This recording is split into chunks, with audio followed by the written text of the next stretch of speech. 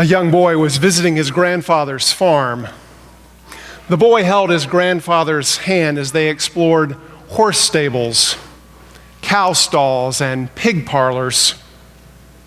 It was a fall day. The leaves were just beginning to turn as they headed out toward the fields where the fall silage was being cut for the winter. The boy, who was learning his alphabet, looked up into the sky and excitedly pointed, "Grandpa, there's a V," as some Canada geese were honking overhead.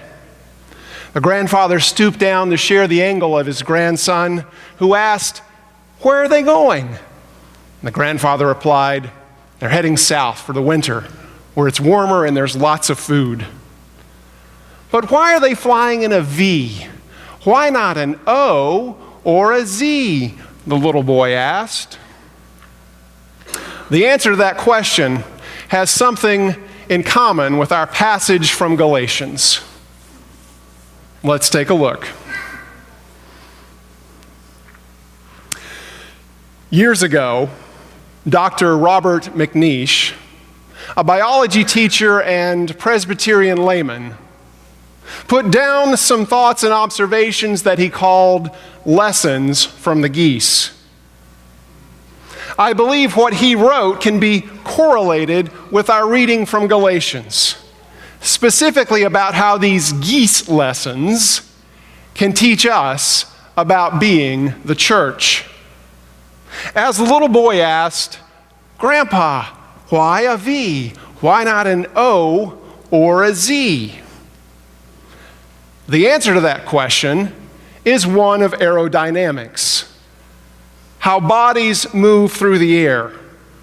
The lead goose breaks the air for those flying behind it and creates a slipstream for them to be dragged along in. The birds behind also help those in front, as the upward motion of their wings creates an upward draft that propels those ahead of them forward. This push-pull relationship ensures all birds in the formation benefit from the work of others. By taking advantage of the wingtip vortex of the bird in front, each bird can save energy by reducing drag. The energy savings in flight can be as much as 50%. Here is lesson number 1 from the geese. As each goose flaps its wing, it creates an uplift for the birds that follow. By flying in a V formation, the whole flock adds 71% greater flying range than if each bird flew alone.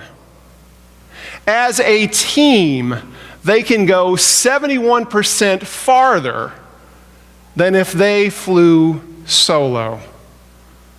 Not only can they go farther together, they're more energetic when they arrive, having saved energy along the way. This brings to mind what Paul says in Galatians 6:2, "Bear one another's burdens, for in this way you will fulfill the law of Christ." Brothers and sisters, we truly are a flock. We might not be the lead goose. We might even be the one in the rear that's looking left as the flock turns right. But each of us has a role, even if it seems minimal to us. We carry our neighbors, and they carry us in this flight toward God's kingdom. By bearing one another's burdens, we can go farther together than we'd ever do on our own and be more energetic throughout the journey. People who share a common direction and sense of community can get where they're going quicker and easier because they're traveling on the thrust of one another. The forward movement of the group, its success is dependent on the efforts of us all. By using those different gifts for the good of the whole flock, we'll all be propelled toward the kingdom of God.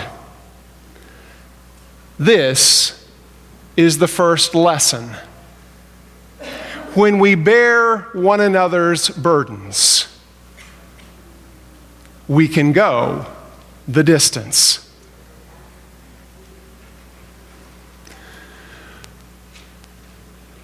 Paul doesn't just address the concerns of a Christian flock, he also directs words to the individual goose or gander. He's not just focusing on the group, but the person. And in so doing, he says something that on the face of it is seemingly contradictory. All must test their own work. Then that work, rather than their neighbor's work, will become a cause for pride. For all must carry their own loads. He's just told us to bear one another's loads. And now he's telling us, carry your own load.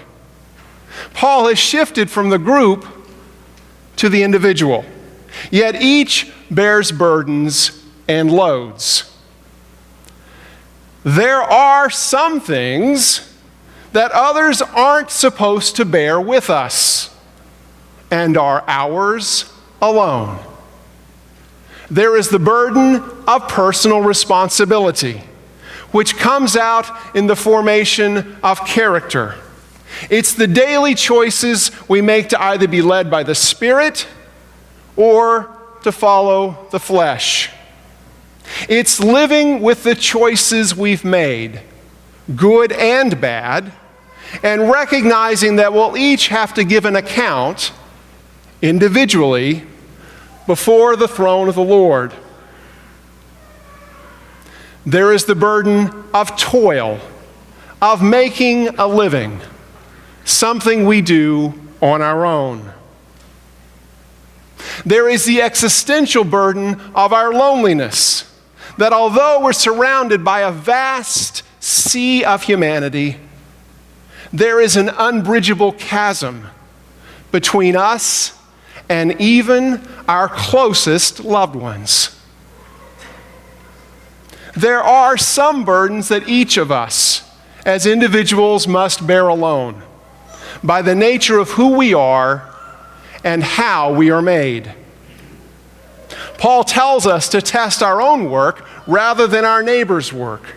Rather than obsessing about what others are doing, we should look to our own work. Rather than looking at the speck in another's eye, we should tend to the beam in our own. The weight of that individual burden is also felt among geese. Here's lesson number 2. When a goose falls out of formation, it suddenly feels the drag and resistance of flying alone. It quickly moves back into formation to take advantage of the lifting power of the bird in front of it. Sometimes we don't know the burden that we carry until we fall out of formation and discover how heavy it is. We wondered how we shouldered it, and then quickly remember to get back in formation, to be helped along by others. This is the second lesson. Some burdens are ours alone, but we are not alone.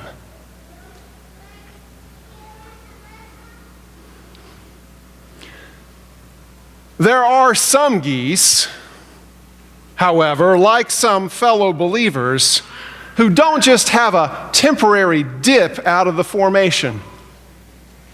Most geese that are on wing have the good sense to rejoin the flock and continue the journey. That's not the case for all geese, however. Here's lesson number 3. When a goose gets sick or wounded, 2 geese drop out of formation and follow it down to help and protect it. They stay with it until it's able to fly again or until it dies. Then they launch out with another formation or catch up with their own flock. Families of geese don't break up during migration, but form strong family units that care for their own. As geese do, so should we. The church, God's flock, is composed of God's children, and thus it is a family. God expects us to extend the same care to our spiritual family as we would any member of our biological family. As Paul says, if anyone is detected in a transgression, you should restore such a one in a spirit of gentleness. Take care you yourselves aren't tempted. Sometimes fellow geese get injured by life, sick with sin, or ensnared by a transgression. They fall out of formation and head toward the ground. Do we simply let them fall on their own? No. In a spirit of gentleness, we follow to help and protect them in hopes they'll be able to fly again. We should never abandon a sick or wounded brother or sister goose. As long as there is hope, we should be there to help. However, as geese, we should also recognize the signs of avian flu or fowl plague among brother and sister geese. Waterfowl are particularly prone to avian flu, which is highly contagious and deadly. An infected goose is feverish with anger and hatred, hisses lies and gossip, is hobbled with jealousy and strife, and has feathers ruffled with bitterness and evil. Such a goose is highly contagious and best avoided. It is best to keep that contagion at a distance and extend prayers and care from afar. Perhaps by stewing in their own juices. They may realize their goose is cooked and come to their senses. At some point, though, if they no longer respond to any help or encouragement from the church, they become spiritually dead to us. Sadly, we'll have to figuratively leave them behind, let them go their own way, and rejoin the flock without them. Continuing to pursue someone who has made their choice clear becomes simply a wild goose chase. The third lesson is that we should care for and restore those who can rejoin the migration. while avoiding those with foul plague and accepting that some won't make the journey with us.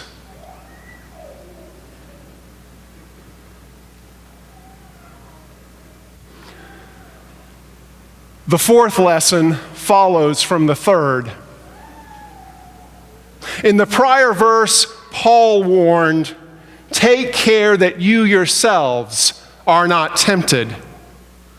He follows that up with these words, "For if those who are nothing think they are something, they deceive themselves."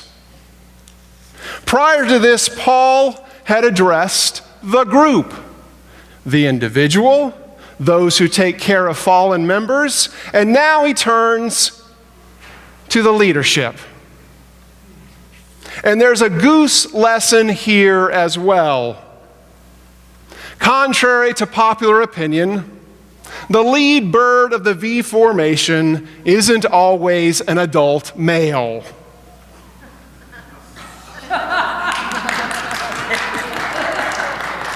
Rather, the geese shift their relative positions frequently during the flight. Even with the pushing effect of those behind it, the front bird uses the most energy and becomes tired more quickly than others. The geese know this and instinctively rotate leadership of the flock, allowing tired birds who have used a lot of their energy on behalf of the whole flock to take a rest and be dragged along for a while until it's their next turn up front. This is lesson number 4. When the lead goose tires, it rotates back out of into the formation, and another goose takes the point position. There is wisdom in rotating leadership.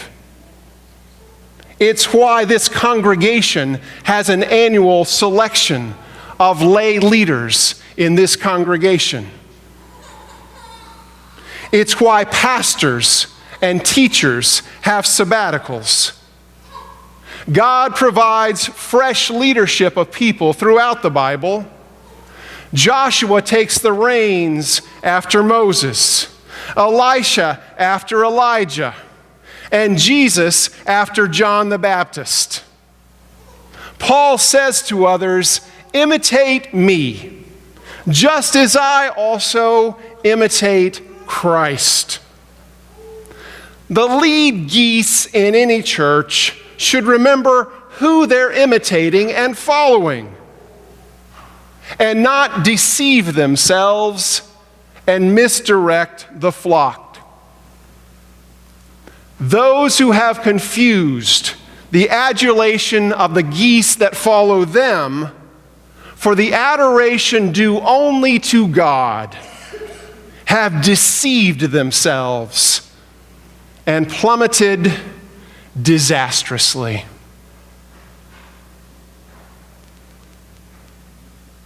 Just ask any number of prominent church personalities like Jim Baker,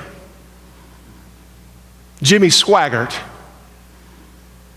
or Ted Haggard. It pays to take turns doing hard jobs and shared leadership with people or with geese.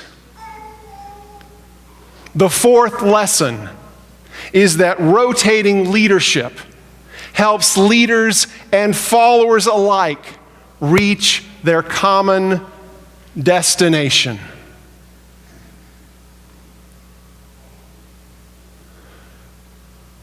The fifth lesson is for all geese, whatever their position. It's addressed to the group as a whole, to the individual, to those who may be temporarily grounded, and to leaders and followers. Paul says, "So let us not grow weary in doing what is right, for we will reap at harvest time if we do not give up." There is a bright and glorious destination just over the horizon if we simply keep doing what is right and not grow weary or give up. Geese know this too. Here's lesson number 5. The geese flying in formation, honk, to encourage those up front to keep up their speed. These loud honks, known as contact calls, help them stay together. They're constantly honking at one another. Some think their honking is to let others know where they are so there aren't mid-air collisions. But many believe it's to create an environment of success and mutual encouragement. As with geese, so with us. To carry out the mission God intends for us requires huge amounts of efforts on all our parts. To be on the leading edge of this can be stressful and wearying. Through our prayers, through our kind words, we can give strength to those up ahead of us, those across from us, and those behind us through our honks of encouragement. Folks, we need to make sure our honking is encouraging, building up the flock. In groups where there is encouragement, the production is much greater. There is a bright and glorious destination just over the horizon if we simply keep doing what is right and don't grow weary or give up.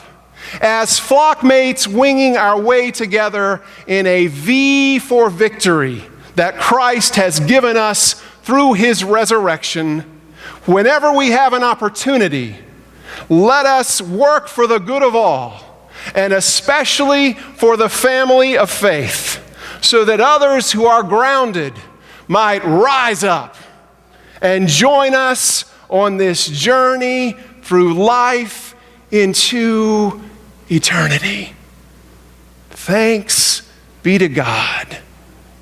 Amen.